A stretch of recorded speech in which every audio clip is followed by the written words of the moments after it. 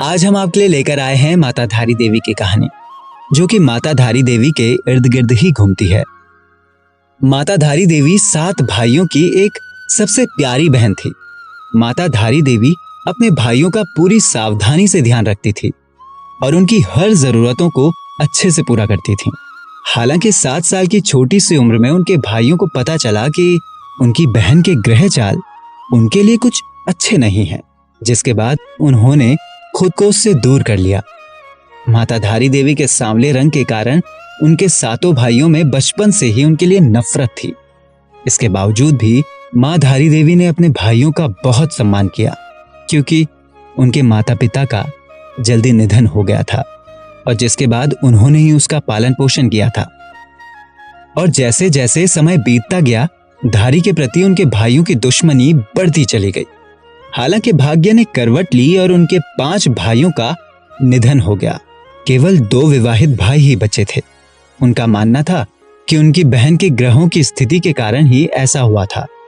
दोनों भाई चिंतित हो गए कि अब शायद उनकी बारी है और अब वो इस स्थिति पर खुलकर चर्चा करने लगे और दुर्भाग्य से वो अपनी पत्नियों के प्रोत्साहन से अपनी इकलौती बहन को नुकसान पहुंचाने के निर्णय पर पहुंचे।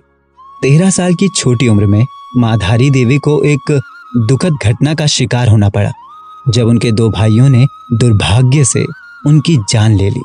उनके भाइयों ने उनके सर को शरीर से अलग कर उसे रात में ही नदी में बहा दिया और अगली सुबह धारी गांव के एक व्यक्ति ने नदी के किनारे कपड़े धोते समय उसका सर पाया।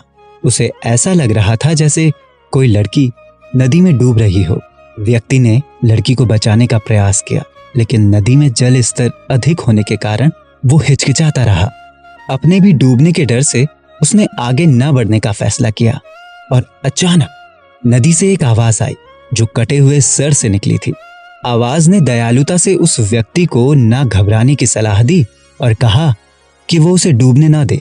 और उस आवाज ने यह भी वादा किया कि तुम जहां भी कदम रखोगे वहां एक सीढ़ी बन जाएगी। और ये सुन उस व्यक्ति का साहस बढ़ा और बताया जाता है कि जब उस व्यक्ति ने युवती को नदी से निकालने का प्रयास किया तो एक हैरत अंगेज घटना हुई और ये देखा गया कि व्यक्ति ने जहां भी कदम रखा एक सीढ़ी दिखाई दी। जब वो व्यक्ति उसे उठा लाया तो डर गया कि जिसे उसने एक लड़की समझा था वो तो वास्तव में एक कटा हुआ सर है। फिर सिर से एक आवाज आई, तुम डरो नहीं, और उसे समझाया कि ये एक देवी का प्रतिनिधित्व है।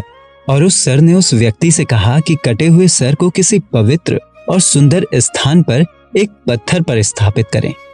व्यक्ति ने तुरंत ही कटे हुए सर के निर्देश का पालन किया और ये देखकर उस व्यक्ति को आभास हुआ कि ये अवश्य ही कोई देवी होगी।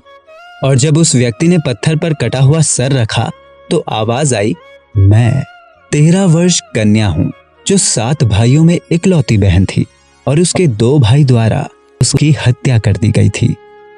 इसके खुलासे के बाद कटा हुआ सर पत्थर में तब्दील हो गया और उस समय से इस पत्थर को मां धारी के रूप में पूजा जाता है और वहीं पर मां धारी देवी का मंदिर बनाया गया। और साथ ही रुद्रप्रयाग के काली मठ में कन्या का ऊपरी शरीर मैठानी के नाम से विख्यात हुआ।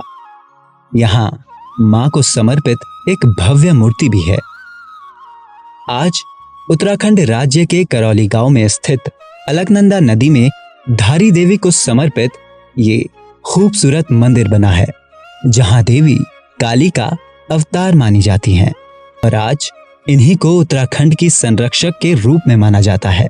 ऐसा कहा जाता है कि जब जब मंदिर को हटाने का प्रयास हुआ तब तब उत्तराखंड को तबाही का सामना करना पड़ा है, चाहे वो 2013 में आई आपदा हो या फिर 1882 में केदारनाथ में हुए भूस्खलन।